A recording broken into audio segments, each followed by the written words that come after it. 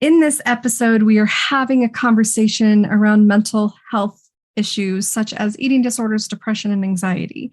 So please be aware that any of the conversation we are having is not medical or mental health advice or professional advice. It is our story. It is our experiences that we are sharing and talking about. As Christa shares her story, those links will be below. It's very important to make sure that there are resources available when a conversation like this happens. Know that you matter. We appreciate you.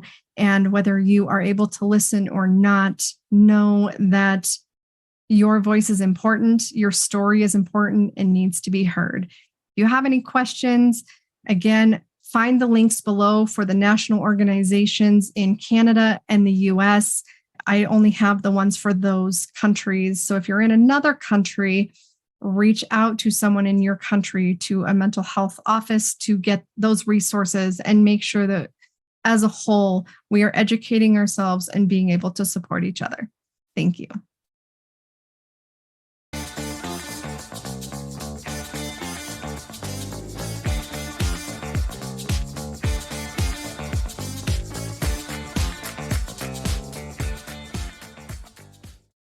Oh, move my microphone. If I have my microphone on camera and I move, the Zoom shifts and I get blurry. So now I have to find a way to, I'm going to have to move my monitor so that I can pull my, I feel out of sorts today.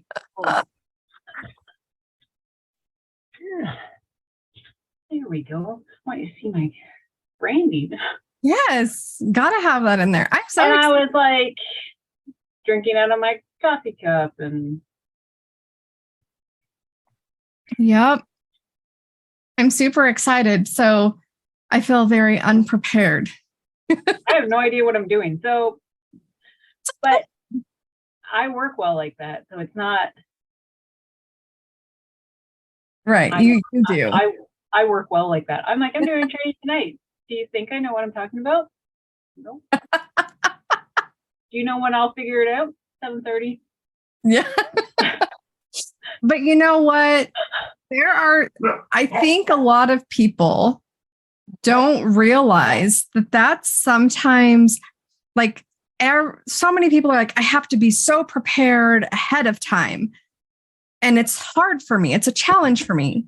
But if we realize all of us function differently, then guess what? It's not so difficult. And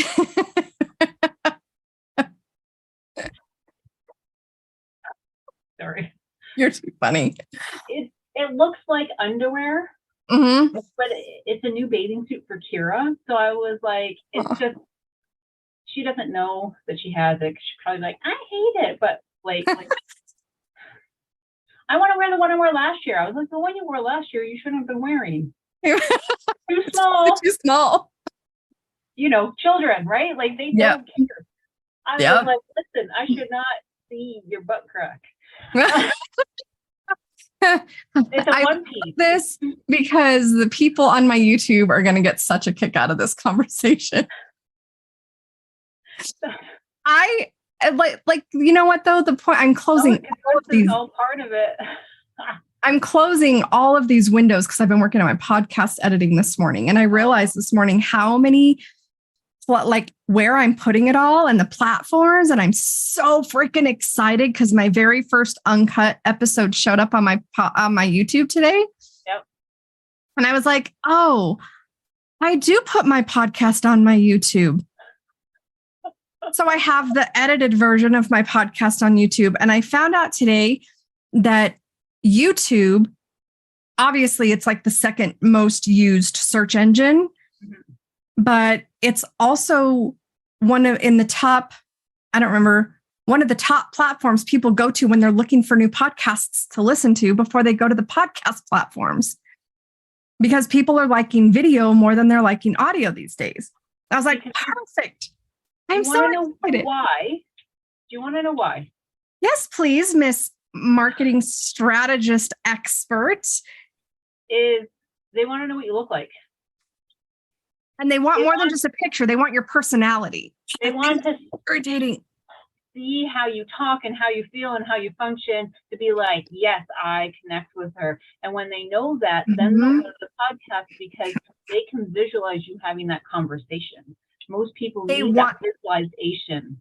Yeah, they want that alignment, right? People, I love that because that's so right up my alley. I want people to find who they align with. And sometimes we hear someone on on an audio, but like you said, we can't really visualize the interaction that we could be having with them. But once we see them talk, like if you've never seen me talk and you go to listen to my audio, I think people will be like, oh my gosh. And when they do see me, they'll be like, oh my God, she uses her hand, she flails around, her video always. Imagine how they would feel if they listened to me talk. You've listened to me talk for a couple of years now. They would be like, who the hell is this crazy woman?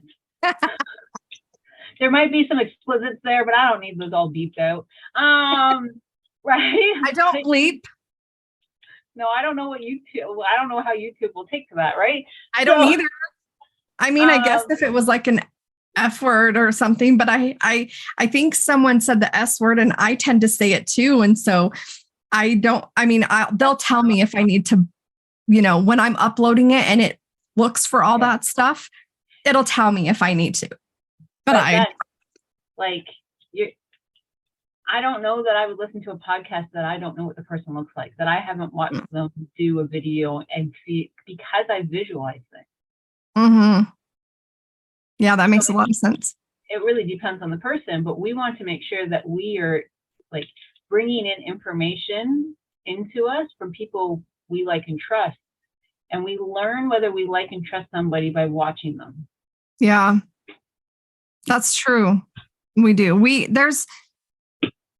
When you talk with someone, part of communication, I want to say only 10% of communication is verbal, if I remember the statistic correctly. The rest is, so when people say, a lot of our communication is in our tone, because it expresses our feelings, but most of our communication is nonverbal because it's in the head movement, it's in the eye roll, it's in the, just the whole demeanor of a person is impacted with your communication. And so if you're only listening, I feel like it's almost just as bad as only texting. Well, and nowadays people don't know how to do proper communication. We're finding younger generations that can't communicate properly, effectively, because they don't know how to use the body language because they're always on their phones. Mm. So, or a lot of them don't have the skills. They're not taught the skills in school for proper communication. Everything is taught to sit, be still, don't move, don't say anything unless you have an answer and it's the right answer. And so when they go out into their social spaces and they're attempting to interact with people, they're finding that they don't have appropriate, not even proper, but appropriate behavior in interacting with people because they don't know how to. And so, it's crazy. And I wish I would have understood this when my kids were younger. Yeah, because that would change all kinds of things. My kids were very wise beyond their years, and they were telling me things when they were in school about the school system and all these things that is now coming out, and adults are finally accepting it as, oh yeah, that's really how it is. And my kids are like, saying that crap since I was in like 6th grade. It really took society that long. I'm like, yes, it does. Because most of society is not as self-aware as my kids are, which made for very interesting interactions at home. Yep. Sometimes I feel like they were way beyond me as well. So that makes sense. Yeah. All righty. So we're going to hop into the official podcast segment. And I'll do an introduction, and then I'll have you introduce. I'll tell you what I need you to do, and then we'll jump into your story that you want to share, your story of overcoming. Sure. So she's like, I don't even remember what we're doing. I don't know what we're doing at all. But see, this is a good conversation to have, because how many times do we get on something that we scheduled to be on, but we don't even remember the context of it because we have so many meetings, so many events, so many things going on that we don't even remember. And I love how much grace our community of online entrepreneurs has for each other, because we all go through it. We're like, it's okay. We'll go with it. We'll be fine. Yeah. Well, and I think sometimes we have to learn how to go with the flow and allow things to flow and conversation to happen. Right? I'm not a person who plans out my conversations and plans out talks and stuff like that, because I allow God to move me in what He wants me to say, not what I want to say, because this is not about me. Yeah. Even when I plan out a talk, like I did the talk this morning in our business development group, and I had my bullet points. I had a bunch of thoughts written out. And afterwards I was like, why can't I ever just stick to my script? But it's just not how it's meant to be. I wrote those thoughts when I was writing, but I speak differently, and God guides me differently when it's actually happening. And so the great thing is I have the written version, I have the recorded talk, and I can take all of that and bring it together. And I think we sometimes put too much pressure on ourselves to be scripted.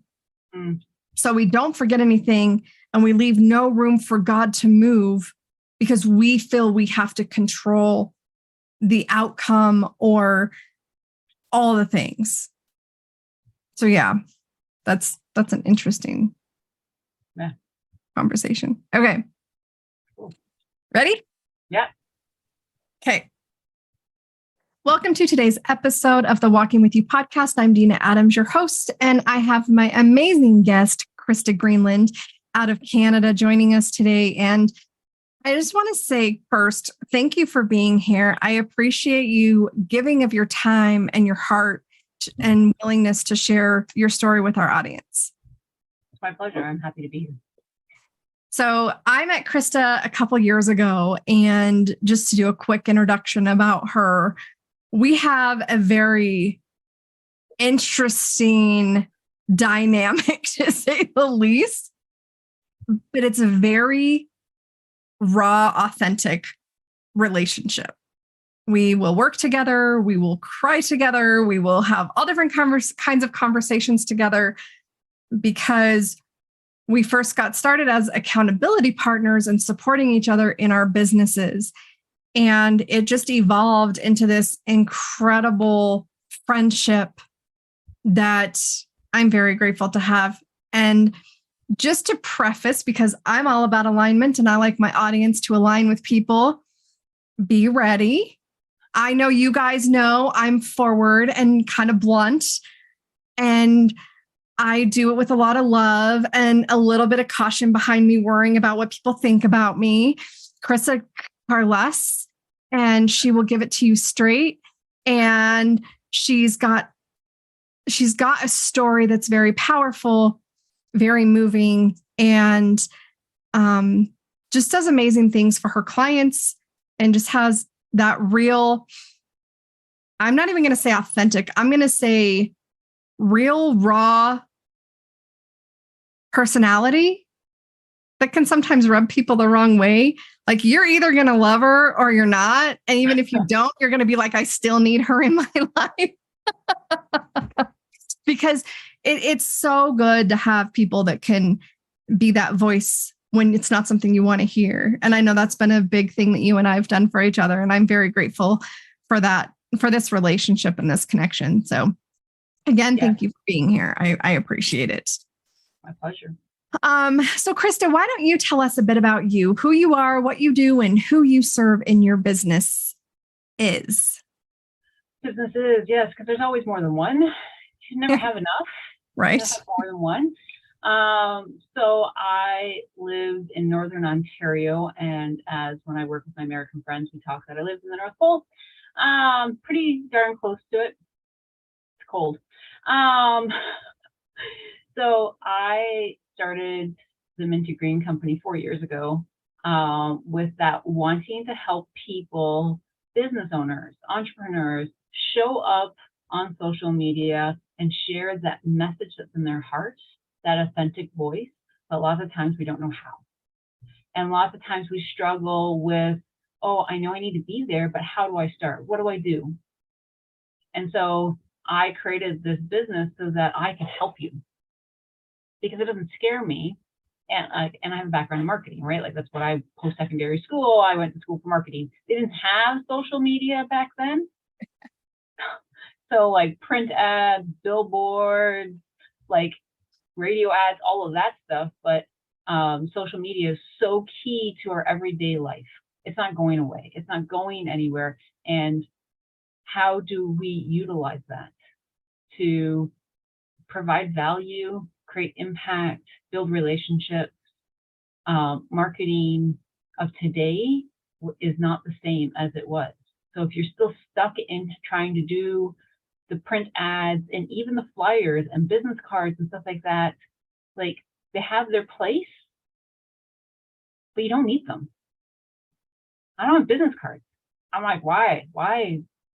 People like, you have a business card? I was like, here's my Instagram handle, like, or my LinkedIn profile, like, because that's where it is. And so I want to take that stress out of it for people and make it simple, because it doesn't need to be complicated. And one of the things I like about that in your business, because I've worked with you a bit in that space, and I've gone through some of your trainings and academies, which are amazing. Even after I had Christa doing my content and I needed to refigure out my message because my business pivoted, I jumped into her academy because I wanted to figure out how to do it myself. One, because if you don't know what you sound like, how can someone else know what you sound like? Mm-hmm. And Chris is like, you keep pivoting. I don't know what you do anymore. Like, I don't know what to say. Just, you give me this and I create your content and it's amazing. And I'm like, oh my gosh, this post is incredible. And you're like, it's your words. It's not my words. And you're very gifted in being able to take literally anything and turn it into business content for any industry. For example, one day we were talking and I have a background in cosmetology and accounting and medical industry and all these different things. But I am very passionate about my skin, hair, and nails. It just is a thing. So if my hair's not perfect, if my haircut is wonky or I screw up my hair at 10:30 at night, which I have done, there are tears. There are crying fits, because that's something that's important to me. And one day we were talking and Christa turned a conversation about my hair into a business post for my business. And I was like, it's all about self-care. If you don't look after yourself, you can't look after your clients. I know.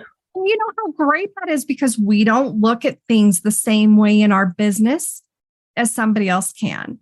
And the way you can just naturally now take all of that information and having a conversation with someone, learning their personality, learning how they function, how they talk, and take that and have that come to life in their social media content is such a gift.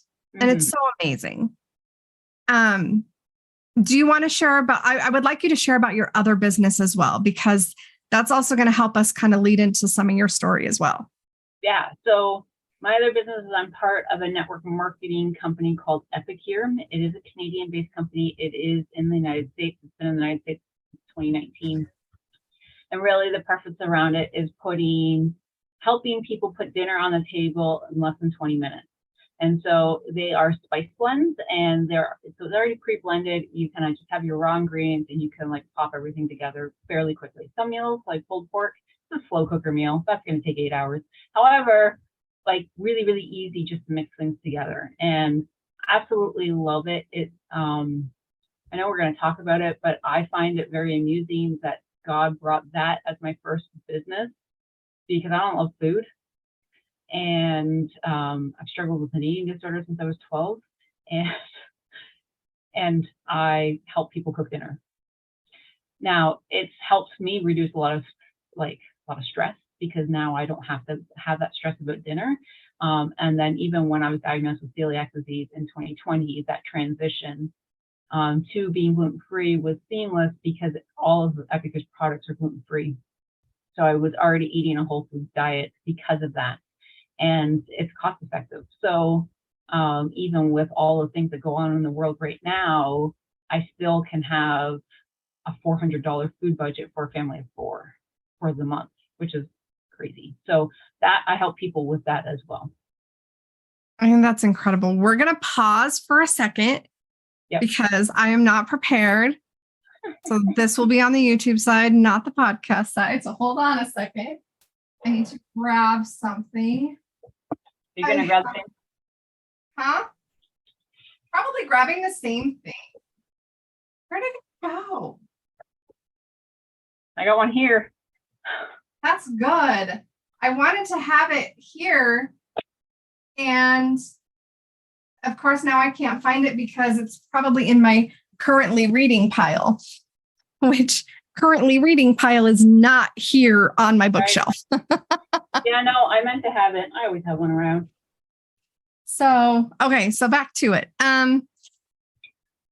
So first, if you'll hold up your book, Christa was a co-author in Uncover Your Light, Part 1, Volume 1. And this is a book where people share their stories of uncovering their light in dark situations.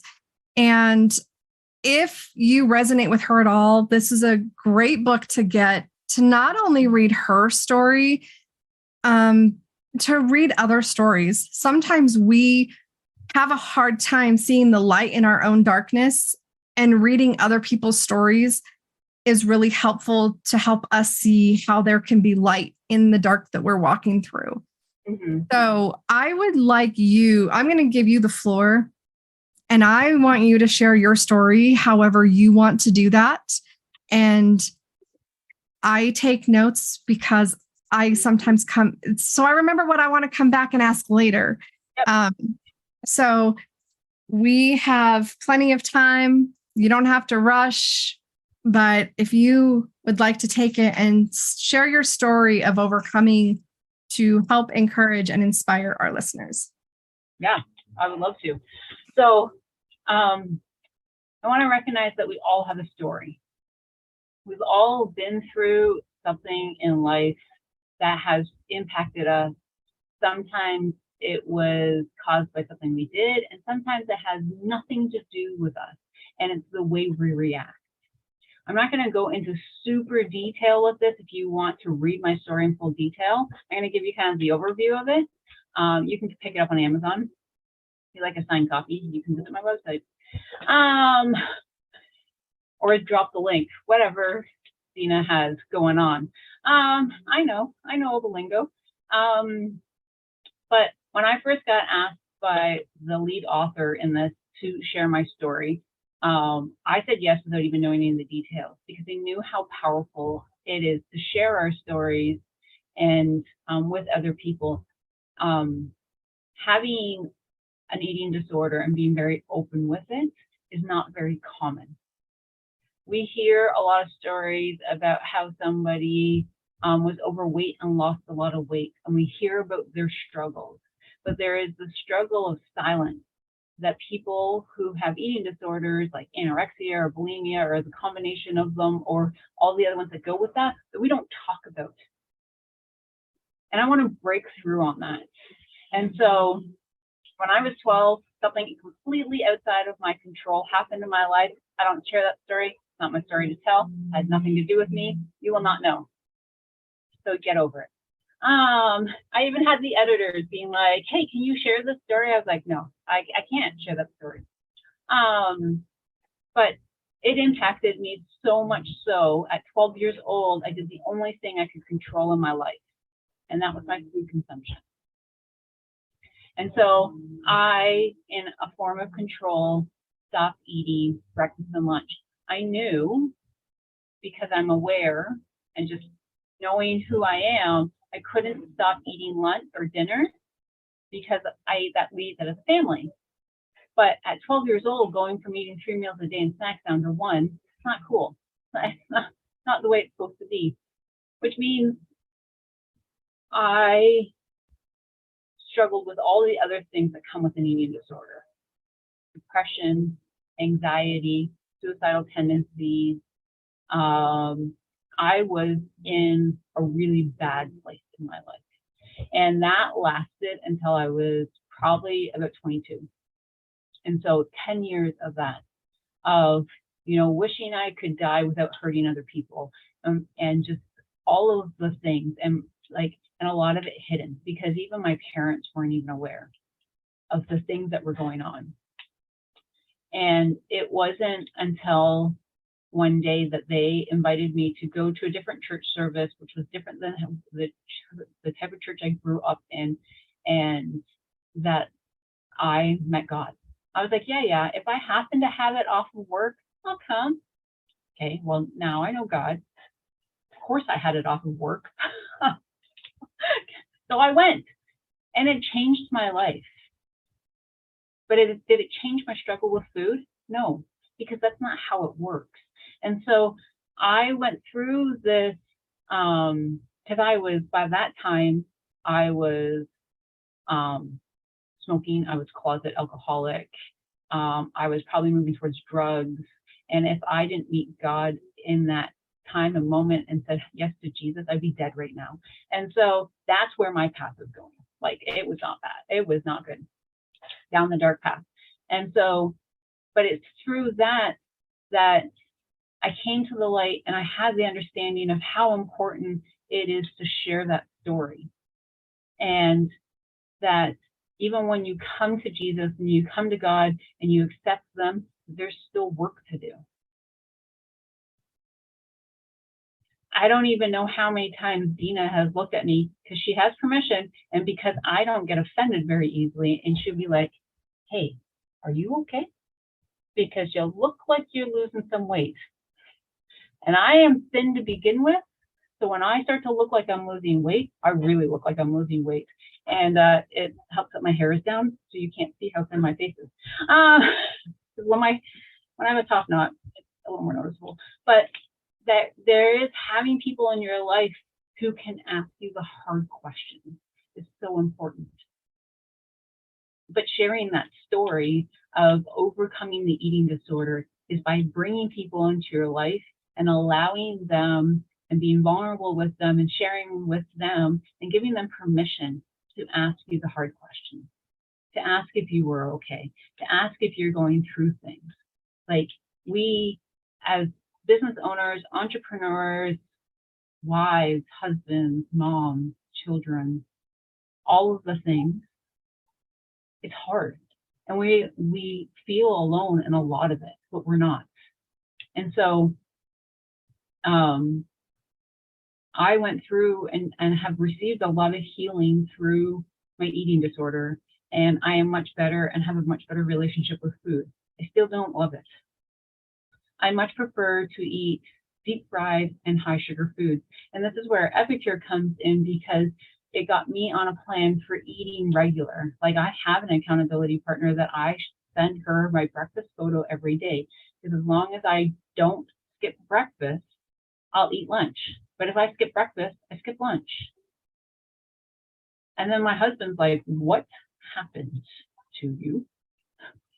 And he's learned, he's like, have you eaten today? Because you're not nice. And it's amazing how important it is to fuel our bodies to look after ourselves, and how important it is for us to look after our bodies to be able to do the things that we're passionate about. That's a form of self-care. We don't look at it that way. We don't look at the importance of eating properly and eating food. And so through this journey of discovery and awareness of how my body reacts, and that includes, when can I drink coffee? And if you start following me, you'll come to learn that this is my form of self-care. Like I talked about Dina's hair. You're watching the unedited version. You want to talk about self-care? Let's talk about what happens if Christa doesn't have her coffee. I don't think anybody wants to know. I think it's been a long time since that's happened, right? So it's important to know, like, I can't drink coffee at 11 o'clock in the morning if I'm going to eat lunch, because I use coffee as a suppressant.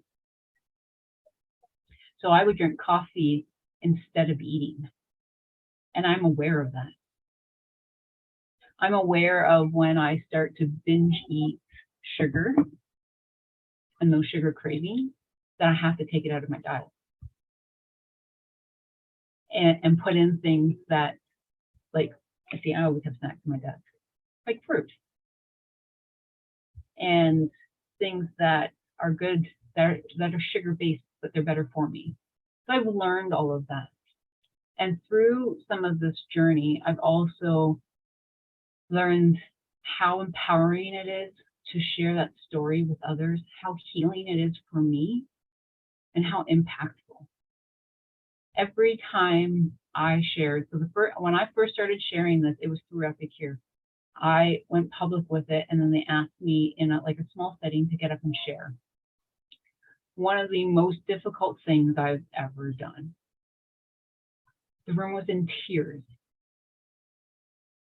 because we all know somebody who's gone through this, but we don't talk about it.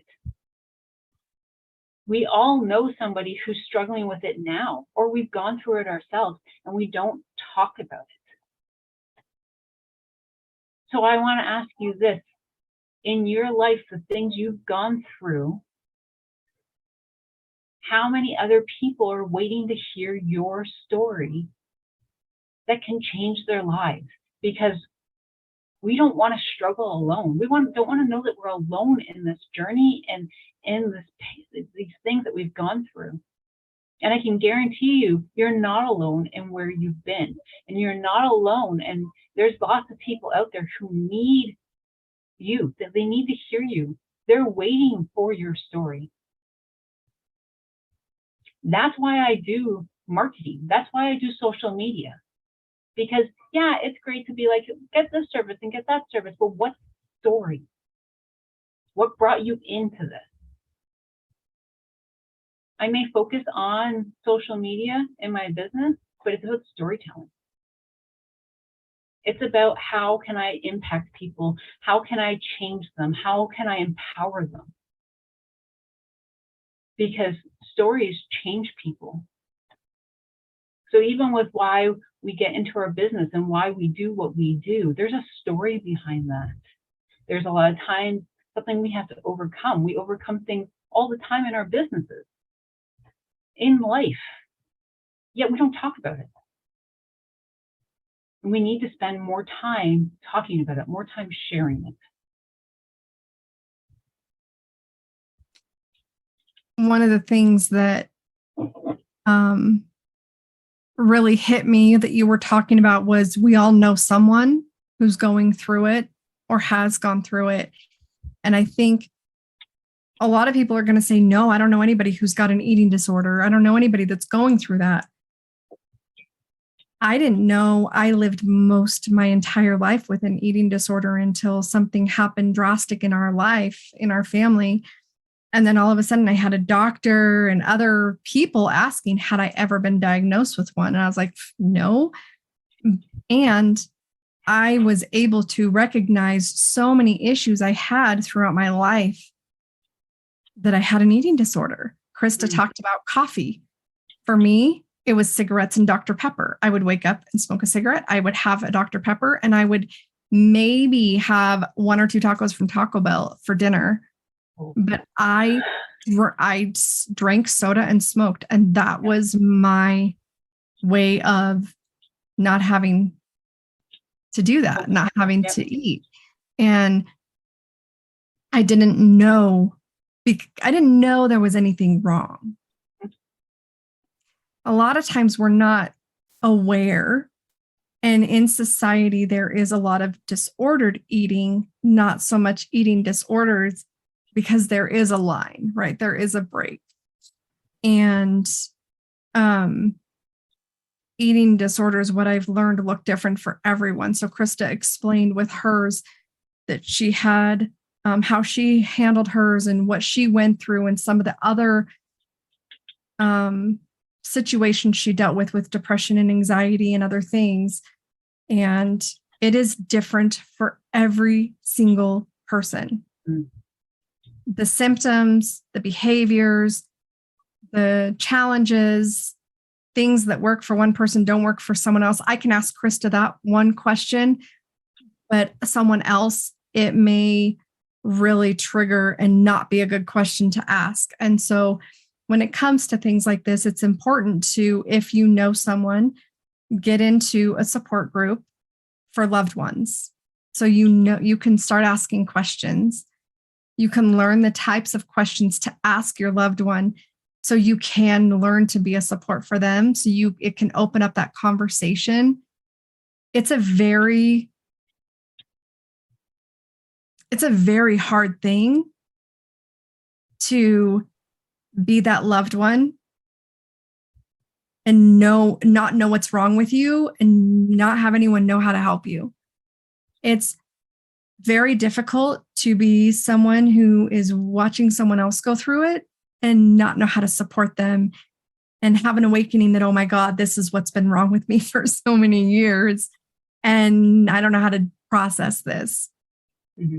And so making sure you have support, that you get into a mental health circle, whether it's a therapist, a support group, whatever that needs to be, because those are difficult conversations. And it is very different. And the only person that can tell you how to support them is the person going through it.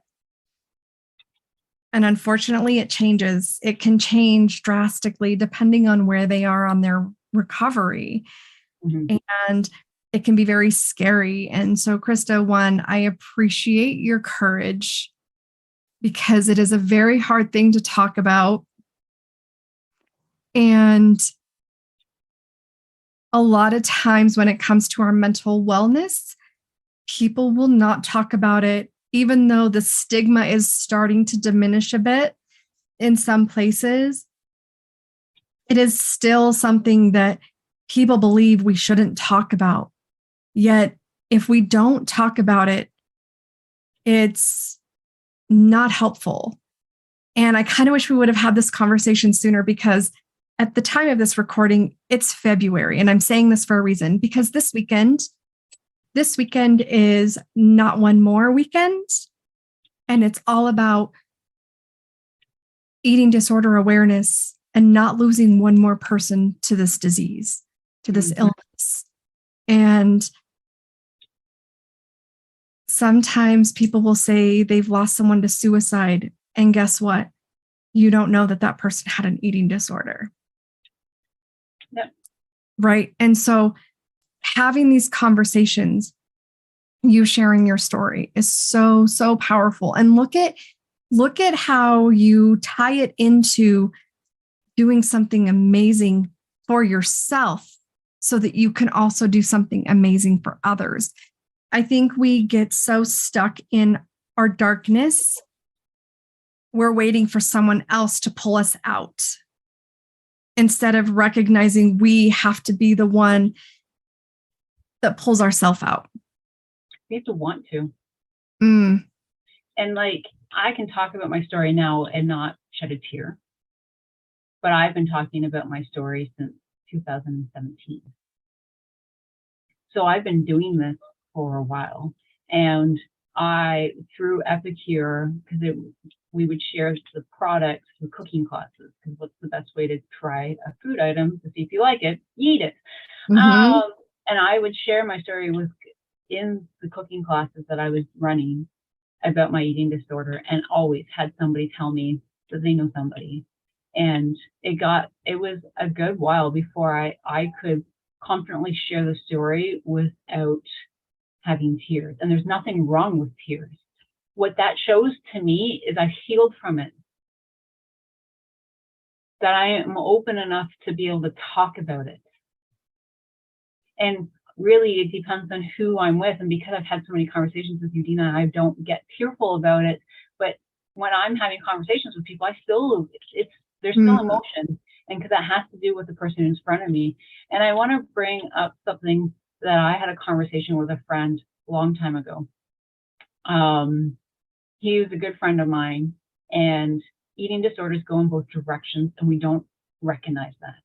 So he came and visited me. It had been a long time since I had seen him, and he had recently had gastric bypass surgery, which means he was a very large man. And I love him to bits, always have. And he said, oh, see, I'm going to get tearful now. He sat down and there was shame around it. And I said, don't, because you're no different than me, except nobody knows about mine and everybody can see yours.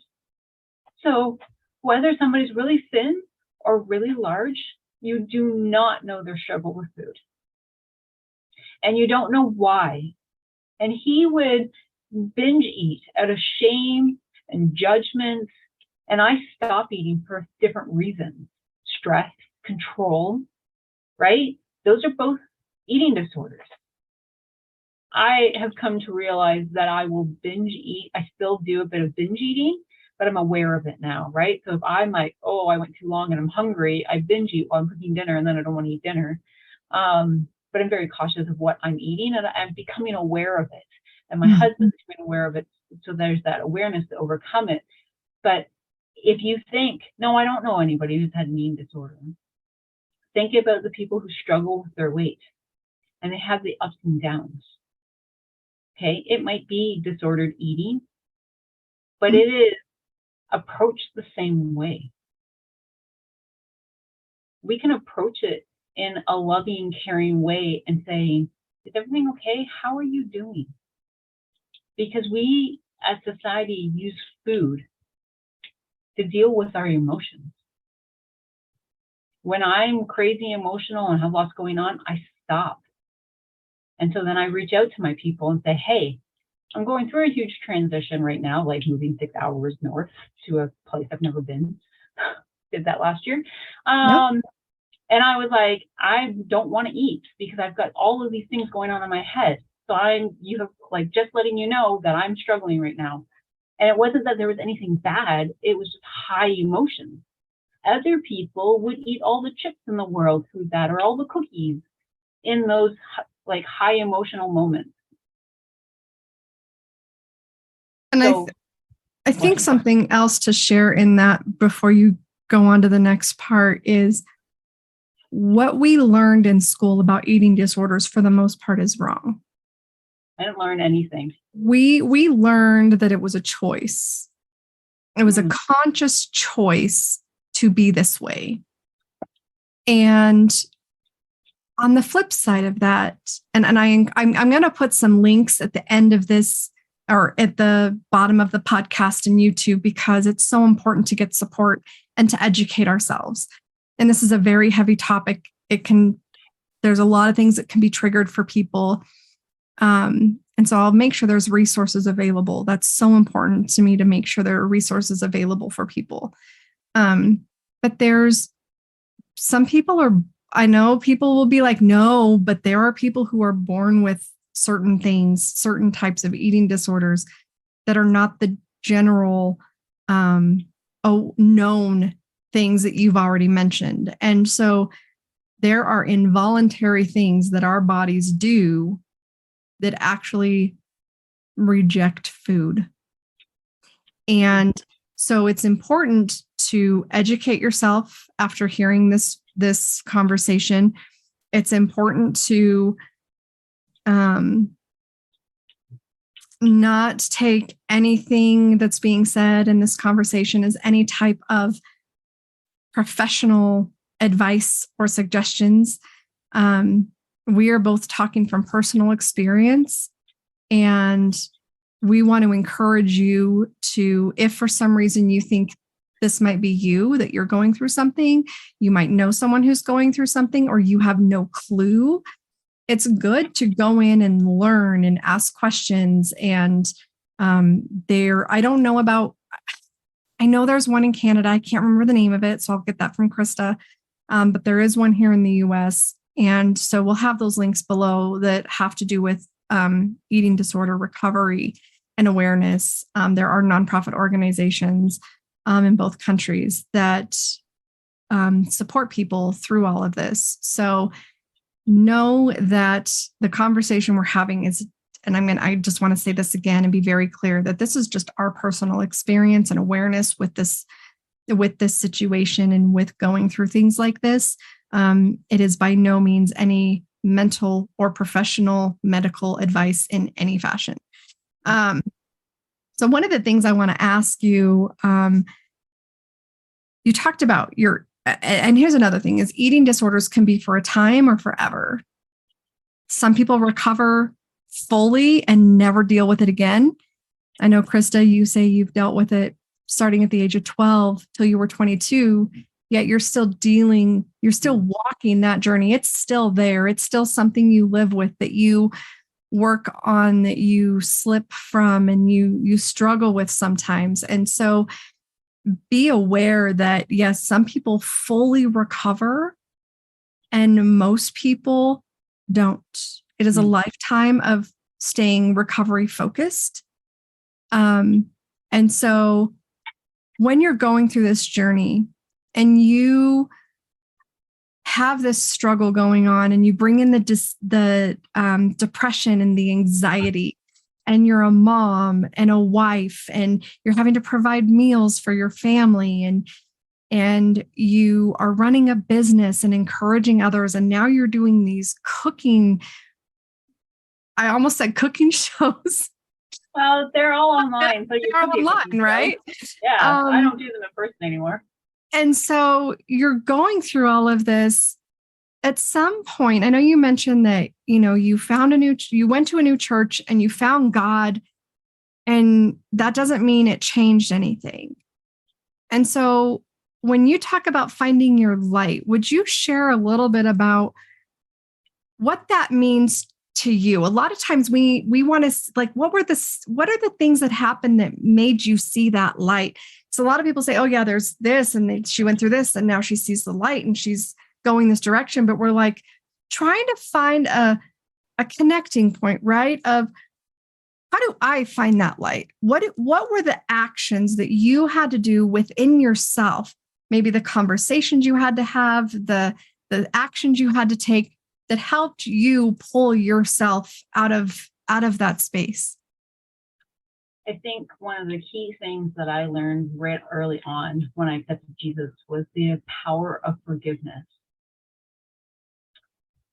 And that forgiving somebody for something, a wrong that was done, doesn't mean that you're saying that it was okay. That is allowing you to release all of that energy that you hold on to. All of that, like that negativity we hold on to, the bitterness, the anger, the frustration, and it allows you to release it and allows God to work on you and the other person. So I did a lot of forgiveness. And what I like about it is that I don't have to do it to the person. So unless I know I did something wrong, and a lot of the times we get into our heads, so we feel like we've wronged, like I've wronged you. And in reality, you're like, I don't even know what you're talking about. I just dropped my fidget toy. That's okay, I got another one. But we don't always understand the importance of forgiveness. We don't understand how that can change things. And so I did a lot of forgiveness in the beginning, right? All of the things, like in any time God brought somebody to mind, I wrote it out on paper. Like, I choose to forgive this person for this reason. And then I choose to forgive myself for my reaction. Because we all react. And that's, I think, a key on how we think. It's like, yeah, I forgive them. I was like, but did you really? I had to forgive one of my ex-boyfriends over and over and over and over again, because it was a form of an abusive relationship. And I knew that the forgiveness would be complete when it no longer bothered me. Like an onion, right? And it got to the point where he randomly found me on Facebook, sent me a message, and I laughed. And I knew it no longer bothered me. That was probably 15 years since I broke up with him, right? Like, it's a process. And sometimes we think, so the ones that either hurt us the most or the closest to us, we don't understand that the forgiveness takes more time because it's layers, it's like an onion. There was also that. And then I also started to learn the importance of investing in myself. I ended up getting into a personal development coaching program that was about 6 weeks. And there was a lot of self-awareness. And when I went through that, I realized things about myself that I had been suppressing because society tells us that we shouldn't be that way. And you should be more like this and not like that. Well, I went in the beginning of it, the first 2 days were like 2 intensive days, or there were 3 days, I can't remember, where you were there for like 12, 14 hours, like in a room with 13 other people. Like, it was an intensive. And then you come back like a week and a half later, and I sat down there, and I remember the coach being like, you look at Christa, she's different. Anybody else see that? Because he's like, I can see it. And it was then, and that was around the same time that I went public with the eating disorder. And like public, I mean, like, I wrote a blog. Don't go looking for it. Please. I've got a website. I've been paying for it since 2018. It's got like 3 blog posts on it. And there's things I want to do, but I just never did anything with it. We can give you the link. You can go read it. But it's there. It never got taken down. I still pay for it. But it was that there where I started giving my permission to be me. And so what did I do? I went home and got rid of all my bank clothes, because I used to work at a bank and I had all of these black dress pants. I hate black dress pants. Give me a pair of jeans and a hoodie. I like to dress up, but I started to come to realize who I was and who God called me to be. So it was getting, the forgiveness piece was getting rid of the baggage and going into finding someone who will help you with self-awareness, whether it's a coach or a mentor or a podcast. Sometimes we can pay for it, sometimes we don't. You go through that process and finding people who will help you come into who you are called to be, who God's called you to be. It was then that I started to thrive. Was it easy? No, I had a really dark place in all of that. And in that dark place is where the Midget Green Company was birthed. It was because it was like, I need to do what I'm passionate about. And I need to break off of these things that I've been holding on for years. And so I became me for the first time ever. I don't talk about that in the book. That's so powerful. A lot of times we don't realize how much of who we have become is because of what I call the contamination of the world that has been put on us since we were born. Right. And so as you're peeling back those layers and you're working on that self-discovery and you're increasing your awareness, people also don't realize that because my audience is entrepreneurs, if you are not growing yourself, your business will never grow to where it could grow. Or where God wants it to go. Or where God wants it to go. Our vision is a piece. It's not the end vision, right? What God shows us about what he wants for us is never the whole picture. We wouldn't be able to comprehend it. And so we have to let go of trying to make it look exactly as our vision, because that's just a piece of it. And we have to understand that growth is uncomfortable. So is healing, recovery. When you injure something, I many years ago, I almost cut my fingers off. So I had emergency surgery. I completely cut my finger down to the bone, severed the nerve, severed the tendon. And I'm left-handed and I had to be put in this splint. I literally was like this for, 6 weeks in a plastic splint. I couldn't move my hand. And our youngest son at the time was 6 months. and I had to learn to do everything right-handed. But the pain that I went through once they took that splint off and I started recovery, not healing, but recovering to get motion back, to be able to use my hand, to bend my finger, to do all that, was excruciating. And I had these moments where I was like, I don't want to do it today. And I know I have to push through the pain because I know it's going to get me better. It's the same thing when we're working on healing and recovering from past traumas, recovering through situations, recovering from challenging situations. As we recover and heal in ourselves, it impacts how we will face moving forward and growing our business. It impacts how we show up in our faith.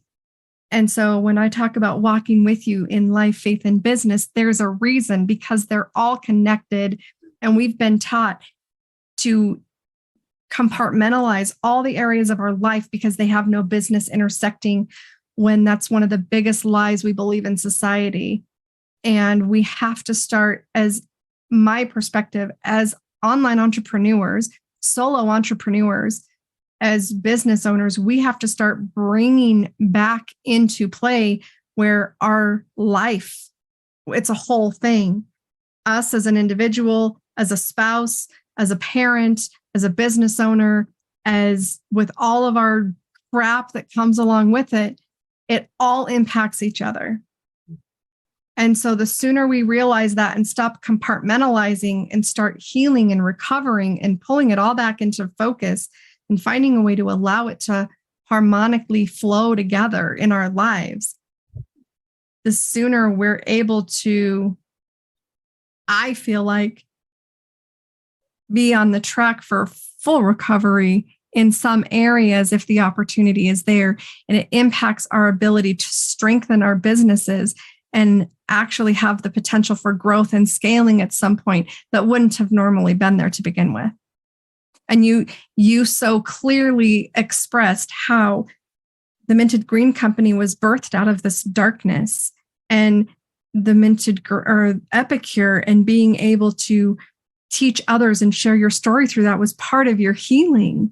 And so as you heal and recover and grow, so have your businesses. Mm-hmm. And I think it's just, and so is your faith. And it just allows us to see how, when we're willing to put in the work and work through the hardest parts, there's so much greatness that can come on the other side, that even though it can be really scary to walk through that, you're not alone. There's so many other people that are walking that journey every day. And so it's such a powerful journey that you've walked. And I'm so grateful that you're here and that you were able to share your story, and you're able to impact and empower so many people in what you do. My pleasure. I love it. It drives me. I think that's a great place to end on that note. But what you just said is, it drives you. We need to find something that keeps us moving forward, no matter how we're feeling or what we're going through, because we all matter. We all are important. Mm-hmm. So thank you again for your story, for sharing your story, for being with us, and being willing to have this talk today. My pleasure. Happy to be here. And that's the end of the official podcast. I'm going to actually record a disclaimer to run at the beginning of it, because there are triggering points, and there are things, like there were triggers for me even listening to your story. And it was a lot, and it was so powerful, because it's such a good awareness and a reminder that we shouldn't be comparing ourselves to each other. You had said something about, you don't like the dress pants and you don't like the things. And you and I had a conversation one day. You're like, I will never show up like Dina. No, never. Dina's all, And that's fine. That's great. You be you, I'll be me. Yeah, and it's the part of accepting that, right? Yeah, and realizing we're individuals, right? Like, if we were both called to step on a stage in front of 10,000 people, I would look very different than Tina. I would be in running shoes, jeans, and a hoodie. And Tina would not be. I would still be in jeans probably, but I would, because I wear like nice dark dress jeans. Oh, I would. But I will have and holes everywhere. And I'll have boots, like high heel boots and fancy top, and because we all are different, and what makes me feel good and feel like that's how I want to present myself, because that's what makes me comfortable, is very different than the way you show up, the way it makes you feel comfortable that you can deliver your talk and your greatness to a room full of people. And so we have to show up as ourselves and stop comparing ourselves to everybody, thinking we have to look or be a certain way, when we all have to own our uniqueness. Yep. Awesome. Well, thank you. This was amazing. I appreciate you. I appreciate you too. Okay, I'll go. So you can do your disclaimer. Okay, sounds good. I'll see you later. Bye. Bye.